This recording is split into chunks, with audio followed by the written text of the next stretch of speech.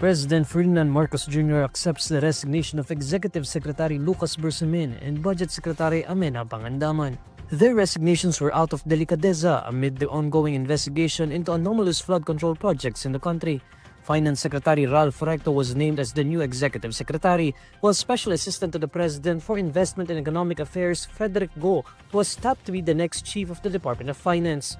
Meanwhile, Department of Budget and Management Under Secretary Rolando Toledo was assigned as officer in charge of the agency. Bersamin, who is responsible for overseeing the day-to-day operations of the Office of the President, had been facing calls to resign following controversies over anomalous infrastructure and flood control projects under the Department of Public Works and Highways. In September, former Public Works Undersecretary Roberto Bernardo alleged that Bersamin was among several government officials who received kickbacks from these corruption-tainted flood control projects. The Department of the Interior and Local Government says it would investigate statements made at the United People's Initiative rally urging the ouster of President Ferdinand Marcos Jr. Several speakers at the UPI rally at the People Power Monument in Quezon City on Sunday called on Marcos to resign or for the Armed Forces of the Philippines to withdraw support from the Commander-in-Chief. Interior Secretary John Vic Remula dubs such acts as close to inciting sedition. That's close to inciting to sedition, so investigate namin sila. Yung mga ganyang klaseng salita has no place in a civil society. We will go for truth, accountability, and justice and go through the due process kung sino magkailangan mahatulan dito. While Remula does not point to a particular statement at the UPI rally, Sunshine Media Network International host Jeffrey K. Eric Celis called on Marcos to resign.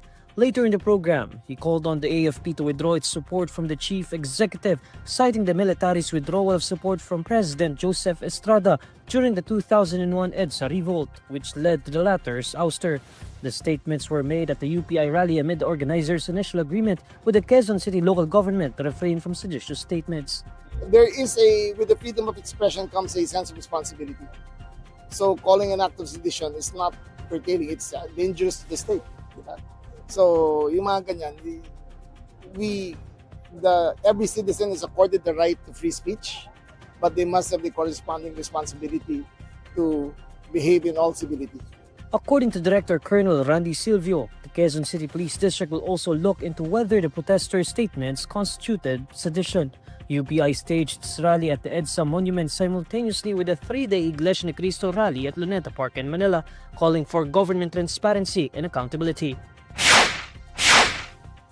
Vice President Sara Duterte says that President Ferdinand Marcos Jr. is facing a profound crisis of confidence amid allegations of corruption stemming from the flood control scandal. Duterte makes the remark as she expresses frustration over the government's approach to investigating the corruption within its ranks. She also recalls the time she resigned as education chief when she learned how the House of Representatives allegedly manipulated the national budget, particularly the Department of Education's.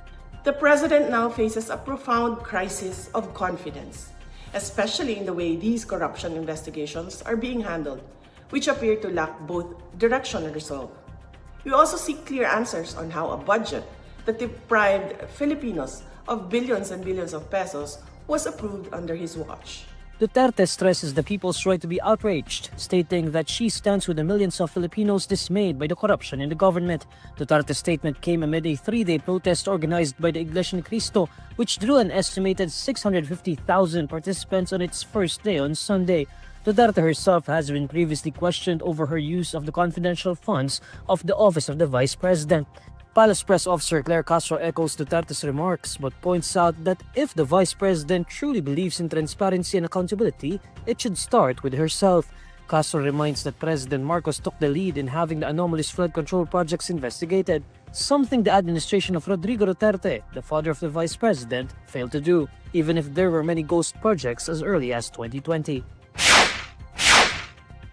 The National Bureau of Investigation denies claims that the agency detained and flew out former Ako Bicol Party List Representative Zaldy Co's aide, John Paul Estrada, and his wife to another country against their will. This stemmed from allegations made by former Anakalusugan Representative Mike Defensor that the NBI beat up and unlawfully detained Estrada and his wife before flying them out to Chile, all to supposedly prevent them from testifying on the flood control scandal.